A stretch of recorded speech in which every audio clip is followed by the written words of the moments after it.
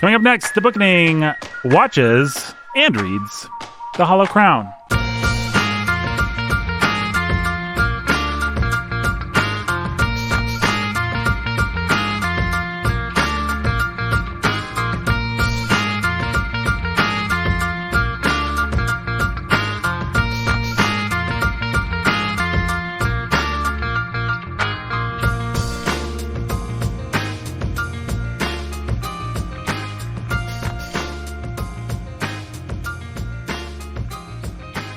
Hey everybody, Nathan Alberson here. Nathan Alberson, joined by his good friend Brandon Chasteen. Hey. Scholar who's a baller of reading. Yep. And his other good friend, and also Brandon's good friend, Pastor Jacob Menzel, the pastor who's a master of reading. Hey. Today, guys, we're talking about the old bard, the immortal bard of Stratford upon Avon. We sure are. Again, this is our 5th context about Shakespeare. Yeah, we've done it quite a bit. We've done Shakespeare a lot, and we'll continue to do Shakespeare a lot because he's arguably an influential, important guy in the history of letters. A little bit. And of writing. And pretty talented, I would say. Pretty talented. He's okay. Mildly. He's all right. Brendan, what's your favorite Shakespeare sonnet? My favorite Shakespeare sonnet? Yeah. Well, 116. 116? Yeah. Which one is that? Let me not to the marriage of true minds amid impediments. Ah, that's a good one. Love is not love that alters when it alteration finds or bends with the remover to remove. Well, somebody's showing off. Oh no, it never fixes mark. It's Jake. He's juggling over there. Jake's not really juggling. Brandon's the one that's showing off. As that start of every one embark, whose worth unknown, memorized. although his height be taken. Love's not times full, though rosy lips and cheeks within his bending sickles compass come. Alters not with his vain hours and weeks, but bears it out even to the edge of doom. If his beer and upon me proved, I never written, nor no man ever loved. You're welcome. That's a good one. And you're both looking at your computers. Jake, your favorite Shakespeare sonnet? I don't know. I wasn't looking them up like you are, so that I could have an answer to the question. I actually encourage people to look up Sonnet 130. My mistress' eyes are nothing like the sun. That is my favorite, I think. It's a good one. Shakespeare is just like... It's being all tongue-in-cheek. He's all tongue-in-cheek and fun. It's pretty funny. He's like, my mistress' eyes are nothing like the sun. Coral is far more red than her lips red. If snow be white, why then her breasts are done. If hairs be wires, black wires grow on her head. I have seen roses damasked, red and white, but no such roses see I in her cheeks. And in some perfumes is there more delight than in the breath that from my mistress reeks.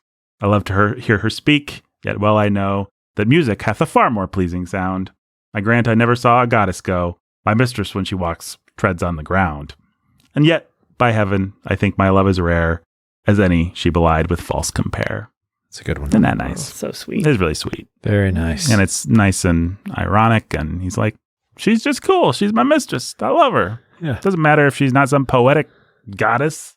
I don't have to lie about her to love her. Yep. And he's making fun of Shakespeare, making fun of Shakespeare before anybody else could. So he got to it first. Yep, and making fun of the sonnet form and making fun of all the hackneyed cliches that poets even then were using. So I think that one's really fun. I don't have it memorized like old scholar who's a baller over there. Hey. Well, get on it, Nathan. Well, I think Psalm 130 is a great intro to our Shakespeare context and our old tropes about Shakespeare. Psalm 130? Are you going to read Did Psalm I say 130? Psalm 130? You did say Psalm 130. Sonnet 130. I thought you were going to trump us with our sonnets. With by pulling out the Bible. Yeah, I'm the pastor, baby. No, Sonnet 130. Because, it's all this like, It's fun. I'm having fun over here. Yeah. Well, and it's, Hey, guys, I'm having fun over here. What's great about her isn't that she, walks the heavens like a goddess. She walks the earth. And, she's still pretty great. Yeah. And I have a feeling... down to earth sort of vibe. Yeah. And I have a feeling we're going to be saying some similar stuff about Shakespeare. Probably. Yeah, that's what I was trying to do. You correctly figured out what I was trying to do for us. Good job, Jake. Get it set up. Knock it out of the park there. You're like the Shakespeare of podcast transitions. Thanks. And speaking of transitions, Brandon's a woman. Oh, Nathan. No. Speaking of transitions, let's transition to a little part of the show I like to call the Contextual Texan. Hey. And what happens in that is Brandon comes riding up on a horse. He hops off the horse with a jangle of his spurs, throws his hat in the air, and fires his guns. And let's out a hail and hearty. Yeah. And I should say Brendan's from Texas. That's why he's doing all those things. He is also, though, contextual, and he's going to provide some context for Shakespeare using his scholar-like powers. All right. So, Brandon, what do we need to know about Shakespeare? Let's conjure those scholar-like powers, guys. We've done this context now for 5 years. So people should just go back and listen to those episodes and give me a break. No, we've done... we have done this for 5 years, and we've kind of got what we think of Shakespeare down. And so we'll just go over the basics there. In general, not a whole lot is known about Shakespeare. We know about his time. We know when he lived, between 1564 and 1616. Mm-hmm. He was during the reign of Queen Elizabeth, and then in the early part of the reign of King James, who came after Elizabeth. And so he would have been Elizabethan mainly, but also a little bit of the Jacobean court there.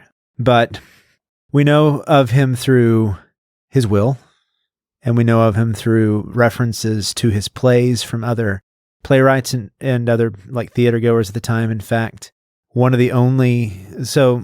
interesting about, not the only thing that's interesting about these plays, but the only thing that's interesting about the Shakespeare plays. One of the interesting facts about the plays we're doing this time, which is Henry VI and also Richard III, right? Mm-hmm. Henry VI, all 3 parts, and Yep. Richard III. As far as scholars have been able to determine, these are his earliest plays. Oh, really? Even Yeah. before old Titus Andronicus? Yeah, so these are, at least some scholars put these as his first plays. And one of the reasons is because a famous playgoer at the time wrote about seeing a Henry 5J, which most think is Henry VI. And that would have put it at least around in the 1580s. One of the other interesting facts about it is that most scholars think that Henry VI was one of Shakespeare's collaborations, that he actually wrote it along with Thomas Nash and maybe even Chris Marlowe. All 3 parts, or just the first part? Especially the first part. Mhm. That it kind of, but according to this journal entry this person made, it actually made quite a bit of money. And so it would probably have been fairly foundational in turning Shakespeare into the celebrity that he did become with his plays at the time. It was a crowd pleaser, and it was also young Shakespeare. It'll be interesting. I haven't watched The Hollow Crown yet, and it's been a long time since I've read the Henry VI plays or Richard III. Richard III is kind of his quintessential villain. Yeah. He's as Dickensian a villain as you're going to get with Shakespeare. Yep. And so it'll be interesting to think through, can you see... So Henry V is smack dab in the middle of his career. And so the early Henry plays are more mature in many ways. The plays written about the earlier Henrys. Yeah, the plays written about the earlier Henrys are Shakespeare's more mature work than the later Henry. The plays written about the later Henrys. Right.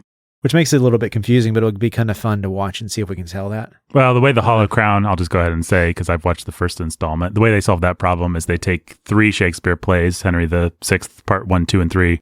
They condense them into 2 movies. They just cut and condense a lot, I think, to try and burn through that material quickly. It looks like they're agreeing with conventional wisdom, which is this isn't really Shakespeare's Greatest best. work. So we're going to pull what's interesting and set up the story. And what we're really going to do is save our fireworks for getting Benedict Cumberbatch to come in and do Richard III. Now, that said, I really like what they did with, I enjoyed the movie a lot, but... So he plays Richard III, Benedict Cumberbatch. I didn't know that. Yeah. Okay. Interesting. I guess he's a good choice. Have you guys watched that one? I've not watched that one yet. I haven't got that far. I'm only about halfway done with part 1. Okay. It's pretty good, right? Yeah. Yeah.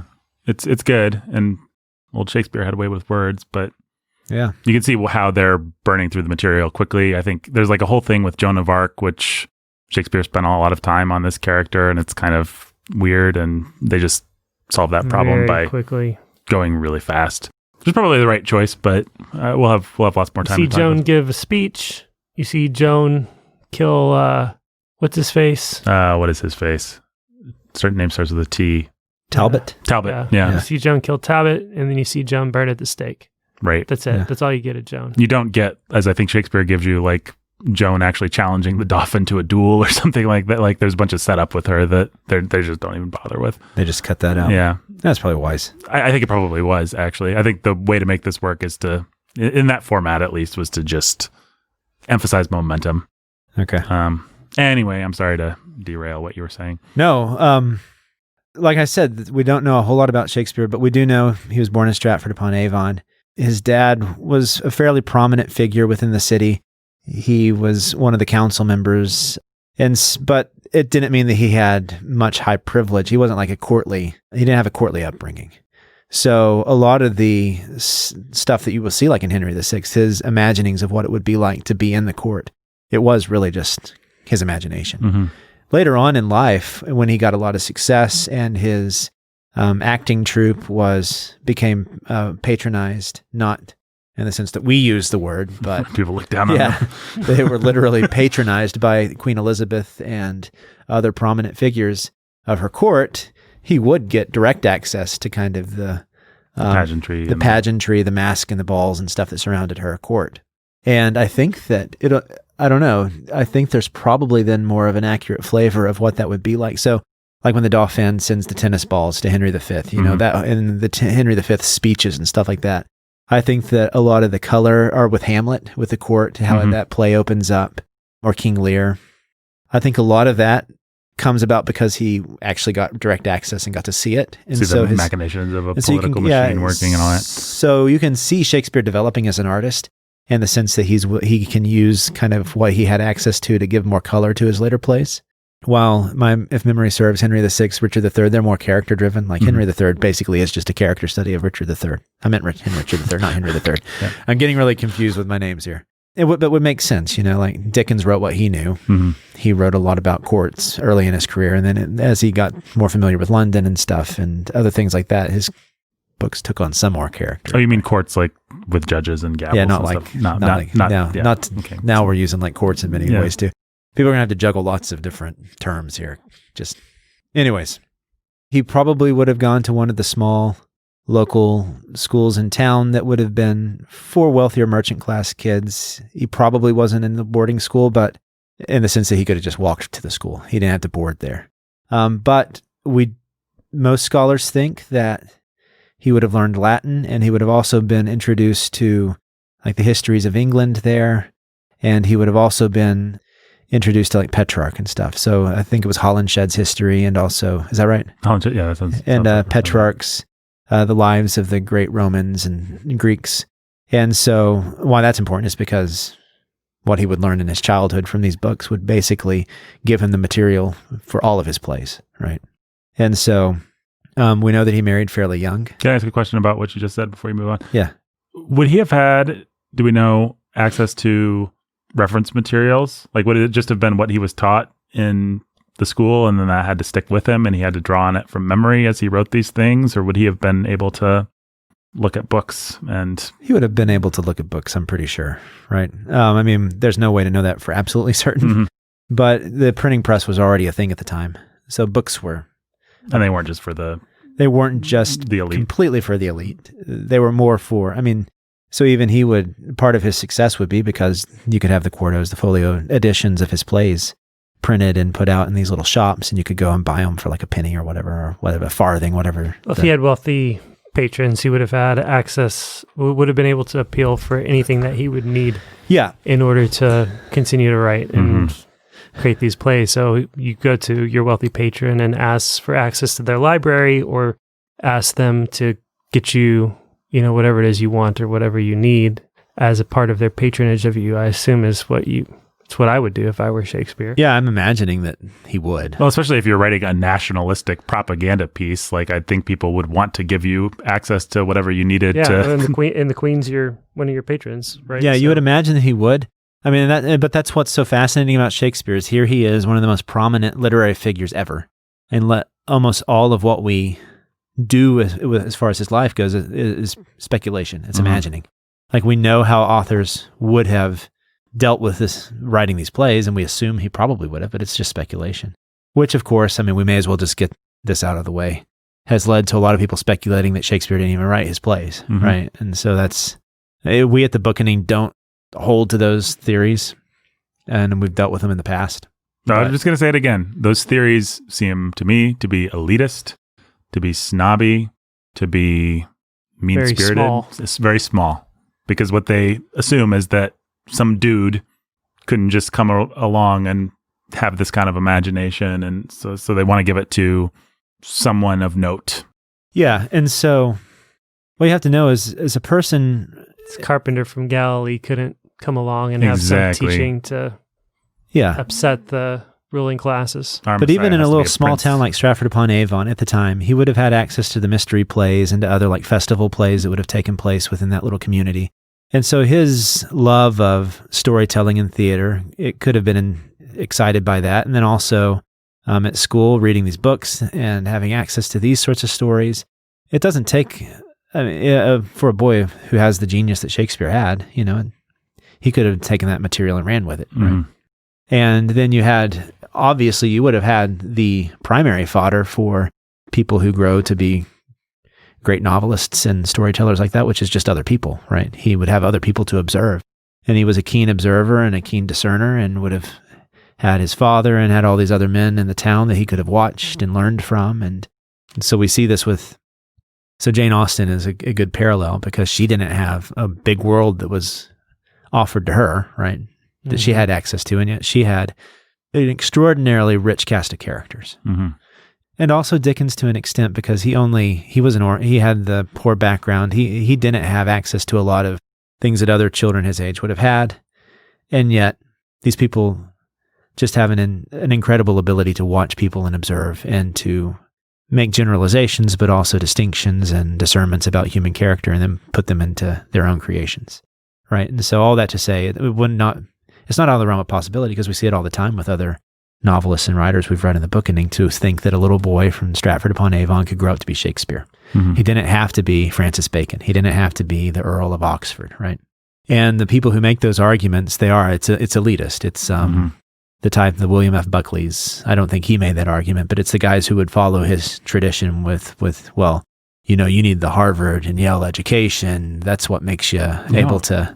Buckley might have. I don't. Yeah. I mean, he could have. I don't know. His disciple, what's his face, Joe Sobran, certainly made that argument. They all come from that same. You talked about it. They come from that T.S. Eliot New Conservatism. Yeah, so that's movement. That's who I was thinking of, right? And so you have these arguments that are made, but it's an elitist tradition where they think that only people who go and have this certain form of education, the highest form of education, that go through that rigorous training of the mind, they're the only ones that would have access to language that beautiful, access to thoughts that grand, and would be able to generalize them and put them into plays. Here's the fact, though. I went to graduate school. I had a lot of professors who had that wonderful education, and guess how many of them have written amazing novels? Not a single one of them, right? And it's often the opposite, it turns out. T.S. Eliot, and his stuff is weird anyways, his poetry.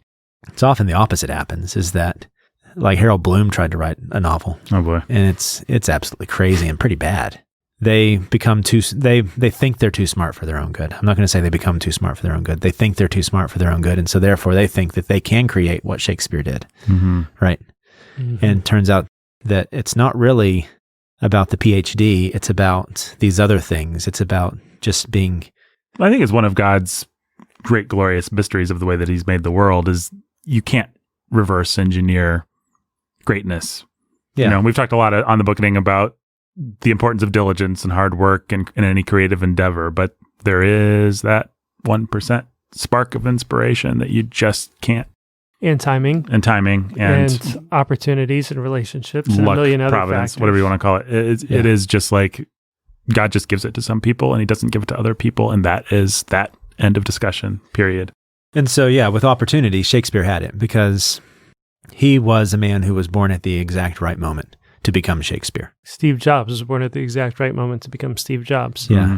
And so had Shakespeare not been Shakespeare, would there have been another one? I mean, we don't know because he was Shakespeare. Like you had Chris Marlowe, you had Thomas Nash and Kidd and other writers who were doing, and Ben Jonson, other important playwrights at the time as well. But historically, this was like the English language was ripe for someone to come and become a Shakespeare. Because what you had William the Conqueror in 1066 came, took Anglo-Saxon, mixed it with some French influence, and you got, this cauldron bubbling for the next 500 years that would eventually become Renaissance English and then Elizabethan English, right? He took it out of, and so you would slowly see the evolution of the English language through Middle English, which is a fun fact. Old English is Anglo-Saxon. Most people think Old English is like the Canterbury Tales. Mm-hmm. That's Middle English, right? And then it would change into Modern English by the time we get to Shakespeare. But it was such a fresh, vibrant new language that like all the metaphors, all the ideas and everything that were out there to be found and created, all it took was one exceptionally brilliant mind and one exceptionally keen observer. So I keep going back to what Robert Penn Warren says about about poetry as a way of seeing the world, right? And I think that men like Shakespeare, that's their talent, is they have a way of like absorbing. Tolstoy had it too, a way of absorbing everything around them, Jane Austen as well, and then putting it out into art, right? Mm-hmm. And so you mix that then with a love of craft and a fine sense of it, and you get these amazing writers and artists. And so that's a world where we're all looking through Shakespeare's eyes all the time. Yeah. Mm-hmm. And so that's what he was. So he was at the right moment at the right time. The English language was ready for him. The English culture was ready for him, because up until that point, plays were kind of on the fringe. The church would do some mystery plays. Can you explain mystery play? You've used that twice now. Yeah. Well, you had the mystery plays, which were meant to show, they were like allegorical plays that were meant to show some allegorical truth about Christianity. Mm-hmm. And the church would often put them on, or you would have players put them on, but they were allowed and acceptable because they were explicitly didactic and moralistic. Yeah. So the Goodman plays, the Goodman Pierce Plowman, but that's more of a poem, but still it would have been kind of in the same tradition. And you had some plays that were kind of getting back to, because of the Renaissance, kind of to the Greek and Roman roots as well. You had those things seeping in and those influences coming back, but they weren't really acceptable yet, right? But some scholars would have been aware of like the Oedipus Rex and things like that, and structure that those plays would have brought to theater. And you can't discount the influence that the Renaissance had. Petrarch would have given us the sonnet form, right? And then through Surrey, it came into the English language as well. You had all those influences happening at the same time. So poetic forms were coming in thanks to the Renaissance. A love of theater had kind of survived even through the Middle Ages and was getting kind of a new life thanks to the Renaissance. The English language, thanks to the courtly tradition of like Eleanor of Aquitaine, people like that, had ripened and become ready for Shakespeare. Then also you can't discount the fact that Queen Elizabeth and her father and the Henrys and stuff, they had made England ripe for sort of globalism, and also for London becoming one of the major capital cities of the world. And so economic growth in London at the time was huge. You had trade, you had growth in markets, and money was just pouring into London. And so what happens is when people get a lot of money, even the lowest class people have some spending capital. And so what happened is they wanted to use their spending capital on things that would entertain them. And so what happened is you had the Thames at that time split London, and on the west side of the Thames, where you kind of had the swampy lands, you had theaters start to pop up where people would entertain the masses, and then everybody would go over to that side of the river. Because it wasn't allowed because it wasn't allowed inside the city proper. And so you could have less censorship over there. And that allowed for kind of this theatrical life, kind of the underbelly of the city, to start growing and developing, so that Shakespeare, as he got success with like Henry VI and would move to London, and he would have that success with Nash and Marlowe, as far as we can tell, that's kind of the biographical trajectory of his life. He would put together a troupe of men, they would establish the Globe Theatre together, and they would become a smashing success. Smashing, as they would say in Britain, right? Yeah, and so it was just ready for him. And so one of the fun things when I'm teaching students about Shakespeare is to actually show them what the Globe Theatre would have been like. It would have been like a table projecting out into the middle of like a mosh pit. So everybody could actually come and literally like put their hands and arms on the stage around the actors. And so one of the lines in Julius Caesar says, I could actually smell their breath, like of the people telling him to become Caesar. Mm-hmm. And like it nauseates him. And you get the sense that that's kind of Shakespeare saying, yeah, it's kind of like around the Globe Theatre stage. You can smell the breath of the people. They're so close to you. And it's just a lot more pedestrian than I think we imagine. When people think Shakespeare, they think like ballroom dress. You're up in high art. Yeah, high art, and you're being quiet and you're respecting the great bard and on stage. But that would have been nothing like a real Shakespeare play. All classes would have been mixed together. You would have had your tiers up above where like the nobility would have sat and stuff, if they would even deign to come, but at least your merchant class would have been able to purchase tickets away from the crowds. but everybody would have been there. And in between takes, even in between acts, even with like King Lear, you would have had men come out cross-dressing and dancing on stage, and it would have been a wild, raucous time at the Globe. Probably much more similar to what you would imagine Baz Luhrmann could imagine, as far as a Shakespeare production. Yeah, I keep thinking of Moulin Rouge. Yeah, then what? Yeah, I don't think that's too far off. And so that's kind of the background as to what it would have been like at Shakespeare's time, and what would have given rise to Shakespeare even becoming who he became. Now, I mentioned the bard and the way we approach him now. And that is one thing that we always like to point out in these episodes, is the fact that the way that we look at art and the way that we look at the artist is absolutely it. So if people are on Instagram, I've been doing some poetry readings, and I don't know when this is coming out, but I did, like, our third week of it was I read the Romantics. And if you follow us on patreon.com/the Bookening, you got my video where I kind of gave my spiel on the Romantics and the problem with them. And it's that they gave rise to this idea of the genius. And they took like the old idea of Homer and the Muses, and they said, well, we have this divine inspiration, right? We have access to this truth that no one else has. We have genius that allows us to, like Keats famously said, truth is beauty and beauty is truth, or beauty is truth and truth is beauty, right? Through art, we can access these truths and wonders about the world that no one else can. And then Walt Whitman in America, not William Walt Whitman, but Walt Whitman in America would take the idea and say that the poet is the priest of the world now. We retroactively want to read that back onto Shakespeare and think that he must have seen himself that way. And so you get that crazy movie Shakespeare in Love or whatever, right? Where they try to think of him as the tormented genius artist, right? Like a rock star or something, yeah. Yeah. And as far as we can tell, that's just absolutely not true. The way that Shakespeare would have looked at himself, and there's evidence of this in the way that he wrote his plays and the fact that his plays have variations. Right? That's what part of the difficulty of being a Shakespeare scholar is, deciding which folio you want to use. Because one of the ways we have his plays is that guys would go and they would watch the play, and then they would go back and they would try as best they could to write down what they had heard. Those are the less trustworthy of the quarto folios. Then you actually had the notes he would use, like the liner notes or the play notes for his actors, and those could change from performance to performance. You could see it was like a living thing that he would adapt to, like, the performance. This worked, maybe this joke didn't land. It's gone. And he probably even had like some of his actors change things as well. He would have most likely been open to that because this actor improv this line and it was great. Or this guy is really good at this kind of thing, so I guess this character is going to go this direction. Yeah. Yeah. Because of that, there's reason to believe that Shakespeare was approached his art and much more from the level of craft than like this was divine inspiration and no one ever touches a Shakespeare line, right?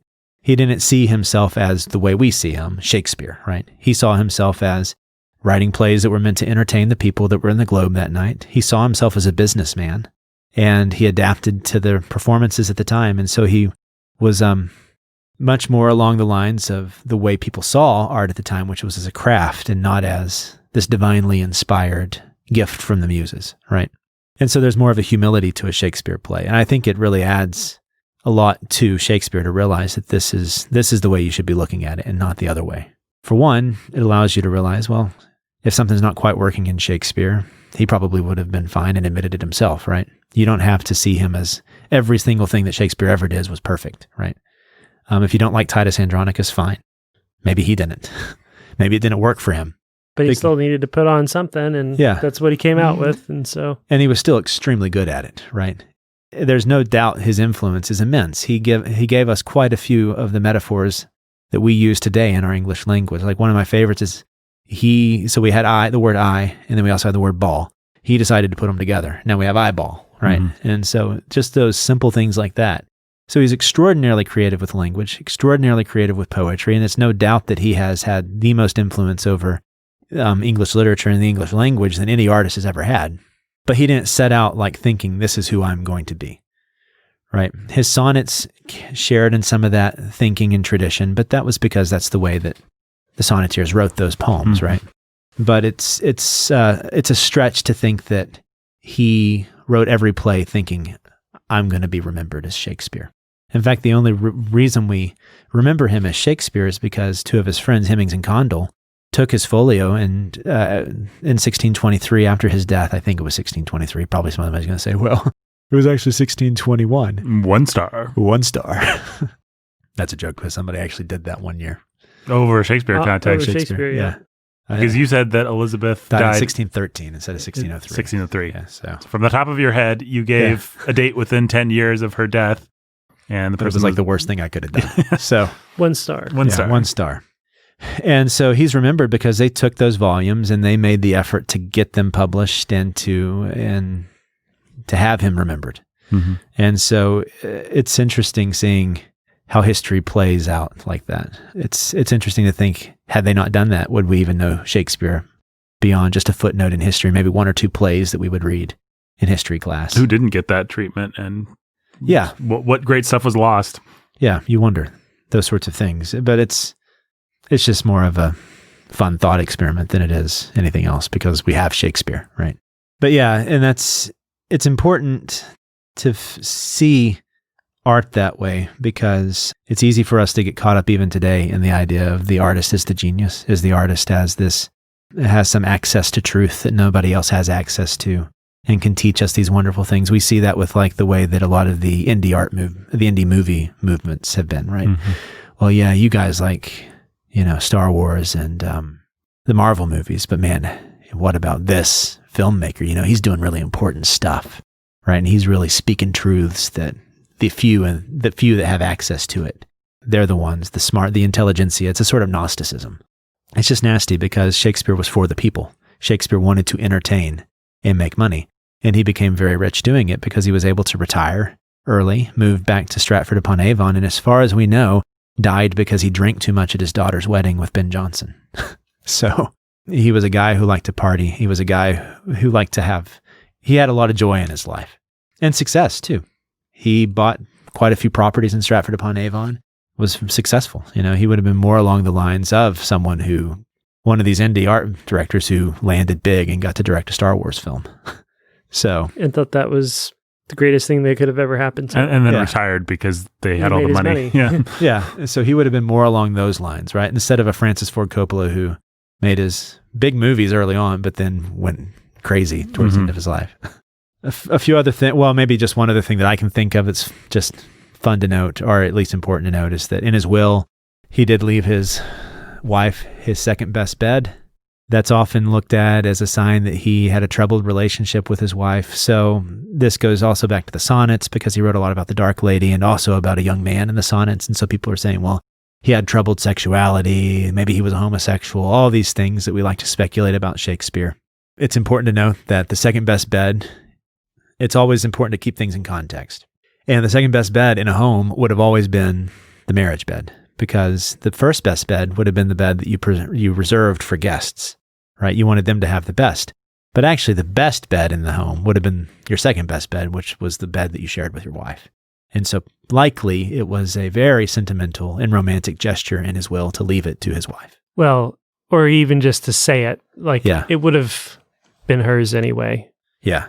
But the fact that he pointed that out. But the fact that he put it in there was a romantic gesture. It's the one sort of Shakespearean gesture in that whole will, which is actually, for the layman, pretty boring. Right. As wills generally are, yeah. But Shakespeare found a way to get a little bit of Shakespearean beauty into it. By the way, every time we say the word will, I'm tempted to make a bunch of terrible puns. And I just wanted to point out that if William Shakespeare was here, he would give in to that temptation and he would make he would be all over. Yeah, he would be all over that. Yeah. Yeah. The will is will. In fact, there's one of I can't remember which sonnet it is, but he talks about like shaking spears and the will and stuff like that. So he's like, he's all over that. If you knew half the things he was making puns about in those plays, you'd be pretty scandalized because some of those are pretty bawdy. He is a dirty man. Yeah. So he would have been more along the lines of like who's that? Who's that? Seth Rogen, but like director who does all the Seth Rogen movies. Judd Apatow. Judd Apatow, yeah. And some of his humor, he would have been very Judd Apatow-ish for his age. That actually, if you want a lesson in it, just go and read the first scene of Romeo and Juliet and do the work of figuring out what those jokes are actually talking about. Read the footnotes in Brandon's... my Arden editions. Yeah, read the best Shakespeare editions. Arden editions. Yeah. Terrible editions. Yep. They're the greatest editions. Yeah. One line of Shakespeare text and like a whole page of footnotes. Yep. Yeah. It's great. It's fantastic. It's So great good. to have to turn a page every 4 seconds if you want to read a work. Oh, this is an hour and a half long play. It's going to take me a year of my life to read through this. Mhm. Come on, guys. But at least I'll understand Come on, the guys. dirty jokes. Oh, yeah. You're an insider now. We've kind of got the Shakespeare context condensed down. Yeah. This is a good well, version of it. Yeah. But those are the highlights. Those are the things that we really need to say. The one thing that we haven't said that we've said before, we've made the case or attempted to make the case that not only would Shakespeare have seen himself as a craftsman, he would have been seen and would have seen himself as one of the lowliest of craftsmen because he works with things that are ethereal, Right. things that disappear, and that there'd be no expectation of preservation.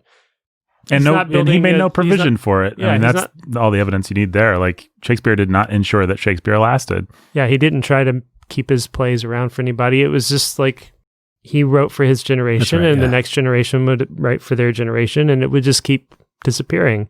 And that was kind of the presumption and expectation. He wasn't building a piece of furniture that could be handed down or designing a building or anything like that was going to be. It was much more like being a gardener or a fisherman or something like that. You provide food, it has its use.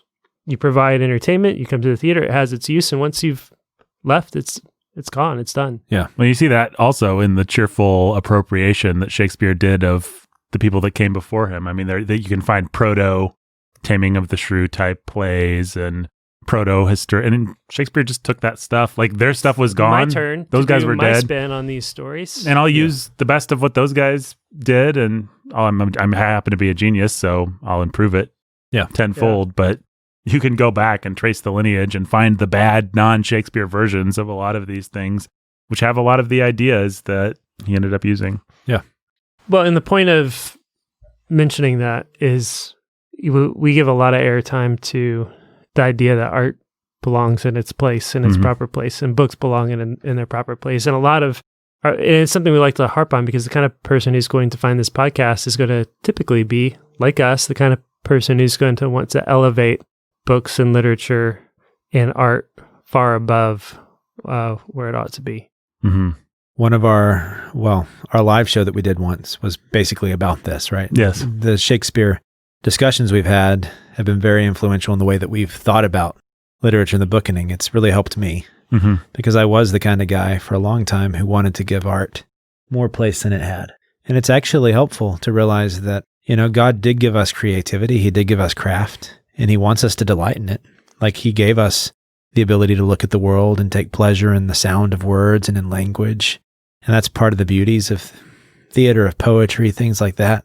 But you can't let it be an idol. You can't let it take a place that it doesn't have. Mm-hmm. Right. Well, and your stuff will get worse. If you want to be a writer, the best thing you can do is learn to be a craftsman. I think what we've seen over the course of the show is that the real true A-listers, the greatest of all time, the GOATs, they were people who just worked hard and actually didn't take it all that seriously. I mean, our favorites would be Shakespeare, Austen, Tolstoy, and these were all people that cared and tried and had genius, but I don't think any of them were. I think even with Tolstoy, you could say he wasn't just setting out to write the great thing. Yeah, he wanted it to be good. He wanted to be good. Yeah. But at the end of the day, his weird spiritual occupations and ideas actually... Yeah, and we'll talk more about this when we get to Dostoevsky. I'm liking the Brothers Karamazov just fine. Mm-hmm.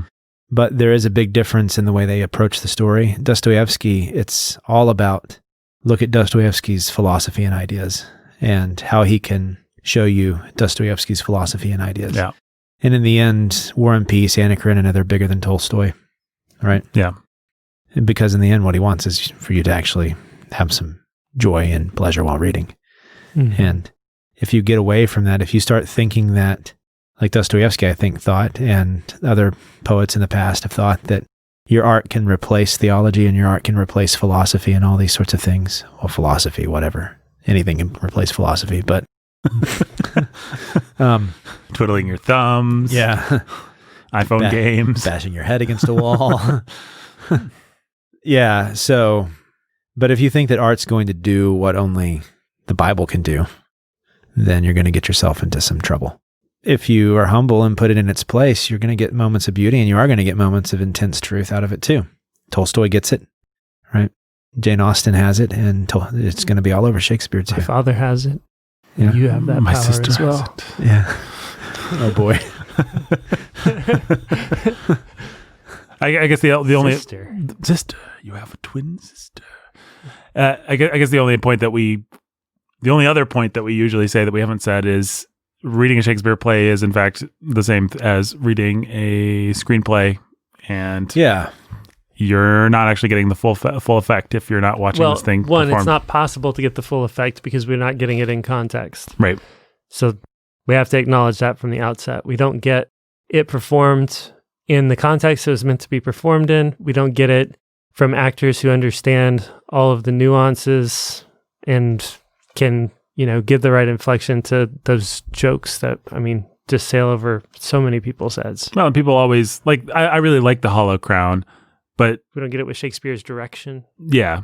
You watch The Hollow Crown and they have a lot of ideas about the material, and they are not all necessarily the same ideas that Shakespeare would have had about the material. They have their view about war and about, it's not just, I'm not just bashing them for bringing their, I think you have to interpret the material. You just, how can you not? That's necessary, right? So it's always meant to be interpreted, and it's going to have the interpretation of the director of the play, and it's going to have the individual interpretations of each of the actors and actresses.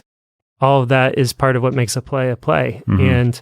And we've just been reading, I don't even know why or in what context, but we've been reading Colin Trevorrow's screenplay for the third Star Wars movie, Duel of the Fates. And when you read through it, and my goodness, you've got, first of all, it's probably just an early draft. Mm-hmm. But second of all, you've got the actors, the actresses, the direction. There are so many different ways in reading this screenplay that it could be really great or it could be really terrible depending on how any given scene is pulled off. Well, and especially it's fascinating reading a Star Wars screenplay because A, the dialogue sucks. B, so much of it is like, and then the most amazing thing ever happens. And you're like, okay, right, cool. I guess I can imagine that. But it's like the special effects artists are going to have a lot of say in whether this thing works or not. Yeah, and that's proper for a Star Wars screenplay. Actually, it's not like they're falling down on their job. Yeah, there's I've mentioned it before, but there's a really great essay by Walter Benjamin called The Storyteller, mm-hmm.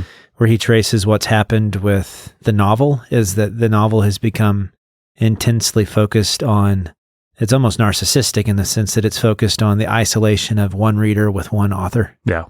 Right. And that before that, you had the storyteller whose whole goal was to lose himself within a story that he also then lost a whole audience in as well. And so, in other words, the pageantry. And so one thing to realize is with Shakespeare, like when he got influenced by the Elizabethan courts and stuff, there would have been a lot of pageantry on the stage and stuff. There would have been a lot of set pieces. Yeah. He had I forget the famous set designer, but he would design some of Shakespeare's sets and stuff. And it was meant to be a spectacle, right? Yeah. It was meant to be fun. It was meant to be engaging. And you lose a lot of that when you just try to read a Shakespeare play by yourself. You get some of it back when you try to read it with a group of people, but even then, you get it much more back when you have a director directing talented actors on a stage where you can actually see the way that Shakespeare wanted it to be seen. And so, yeah, and then you realize and have to realize that today, if William Shakespeare is writing today, he's writing screenplays. Maybe he's still writing poetry and novels too, or whatever, but the man was, if nothing else, a populist. Yeah, he's gonna take the most awesome, exciting, fun, cool medium and all the fun, cool toys in that medium. He's gonna put them all to use. We give this priority to like the private reading experience nowadays, to art. Well, like William Wordsworth would have said, the moment of solitude where you reflect on these intense emotions. And like that's the only experience we really give a lot of priority to when it comes to like great literature. But that's not even the only or even the best way to experience Shakespeare. Well, it's one of the interesting things about reading a Jane Austen novel is the relationship that those characters have to the written word is very communal. They'll read passages together for fun, and this character will be really good at interpreting this author that they all like. They'll read chunks of Shakespeare even. They'll put on little plays. Let's not let Mary have her turn to pick what to read and bore us all with her dumb philosophical treatise or whatever it is. Yeah. Right. And one of her charming villain characters, I don't remember which one because they all kind of run together. One of the Wentworths or Wickhams or whatever, he's really good at interpreting with real pathos, and it's almost kind of a character flaw. Like he's so good at just entering into it in a way that's tips you off about his duplicity a little bit. But the only point I was making is it's exactly what Brandon's talking about, in that it's not that one of those characters goes off with a novel by themselves. In fact, the one character that does that in Austen is the chick in Northanger Abbey, and she gets herself in trouble by having too personal and too intensive a relationship with her books. Or it's what the one sister in Sensibility wants you to think that she does, right? Mm-hmm. So, yeah, those people get themselves into trouble. Yeah, or Mary. Mary's a great example of someone who's going off with books, and it's like, nope, you're dumb. Yeah, and so the narcissism that comes from that. Mm-hmm. And we see it when art becomes that, it becomes cold and dead. Yeah. So a lot of the stuff that came because of T.S. Eliot is cold and dead. If you try to read a poem in the New Yorker or on Poetry Foundation today, none of it's any good because all of it's lost to life. So, anyways. Well, speaking of losing lives, we have gained a bunch of lives in the form of patronages on our Patreon. Nicely done, Nathan. And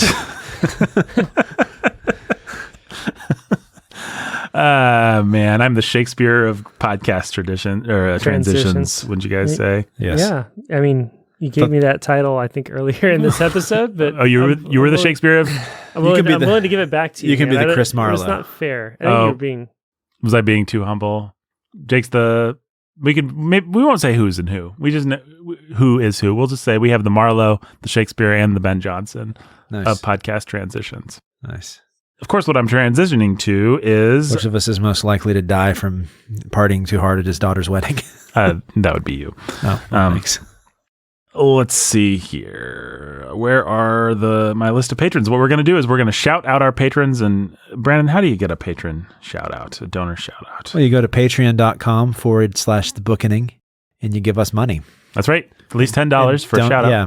Don't even think about $1 or $2 or $3 or $4, 5, 6, 7, or 8 or 9.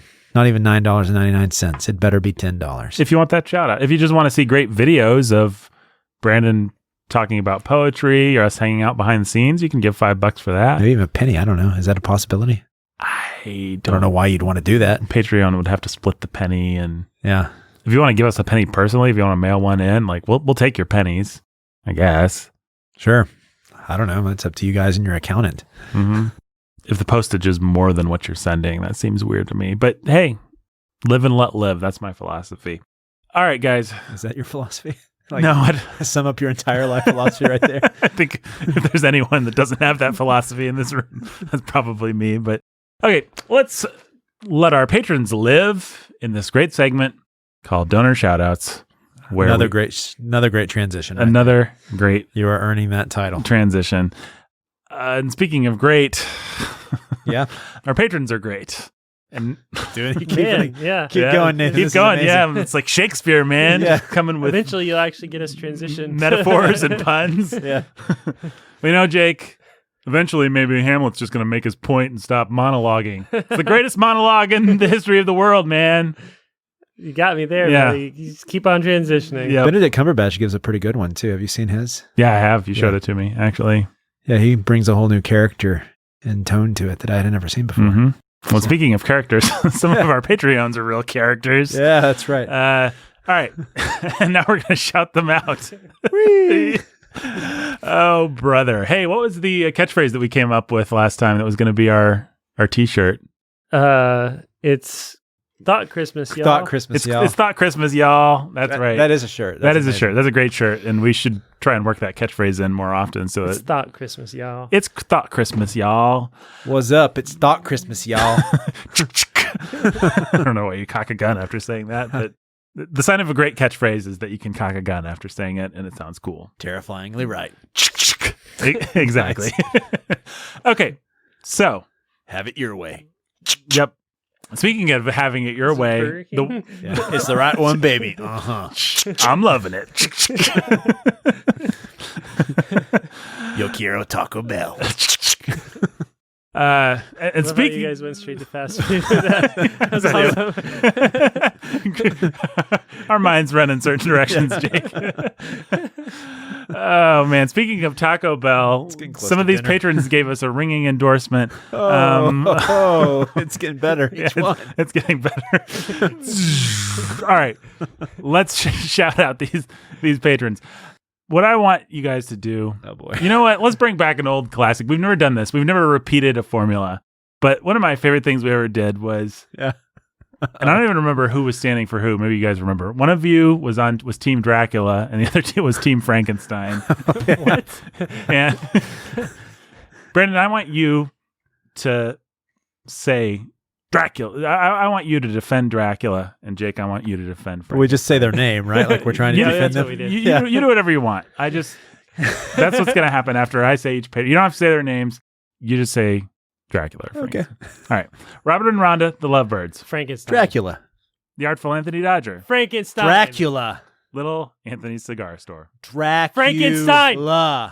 The Immortal Chelsea E. Dracula. I just want to stop and say, I'm so glad I went back to this well. Jimmy Beam and Little Annie Oakley. Dracula. Lily of the Valley. Dracula. Andrew Nestor, the Lovebirds. Frankenstein. Dracula. The Keith Master. Frankenstein. Dracula. David's Mighty Men Trekking. Frankenstein. Dracula. John and Jill and Little Baby Matt. Frankenstein. Dracula. Jay and Katie, who are cold and love cheese, and also C.S. Lewis, including Till We Have Faces. Dracula. Fairy Princess of Wonder and Happiness, Mother Beth. Dracula. Consul Prime Adam. Dracula. Frankenstein. Dracula. Jeremy, the Dark-Coated Lord of Death. Frankenstein. Dracula. Maybe they're becoming friends. Nathan, not me. Frankenstein. Dracula. Maya. Maya. Dracula. Frankenstein. Ryan the Red Frankenstein. Avenger. Dracula. Frankenstein. Dracula. Judith the Blaze of Justice. Dracula. Danny the Dude. Dracula. Frankenstein. Frankenstein. Did you say me? Frankenstein. Dracula. Dracula. Professor X. Frankenstein. Green, Dylan, lavender's blue. Lavender's green, Dylan, I love you too. Dracula. No consider. Dracula. Mary Cheap. Frankenstein. They're fair and Frankenstein. Chloe. Dracula. Frankenstein. Oh, got it. Anthony, who's Dracula. 5 Liberty in the Pursuit of Cheese. Dracula. Frankenstein. Dracula. Dracula. You're scared of their name, aren't you? Dracula. Dracula. Return of the Jedi. Frankenstein. Dracula. Dracula. The Camp Champ Kings who are warm and love bees. Frankenstein. Mm-hmm. Don't even know. Sweet Jamie. Dracula. Sunshine. I'm losing my voice. Tyler, the Keeper of Dracula. Eternal Darkness, and Gilroy, the Keeper of Eternal Light. Cold Steel. Frankenstein. Ooh, you beat me that time. That was maybe your first time. I think that was my first. Dracula. What was that? You know our great patron.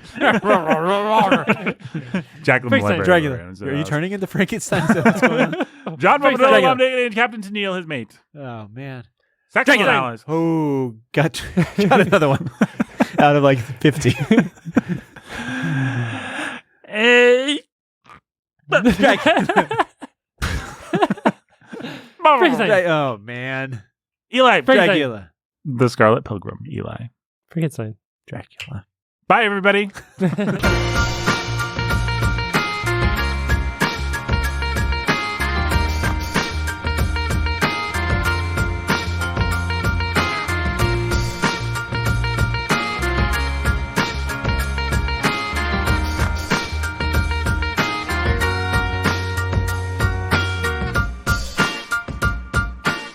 Bookening today, produced by Dracula, executive produced by Dracula and Frankenstein. Till next time.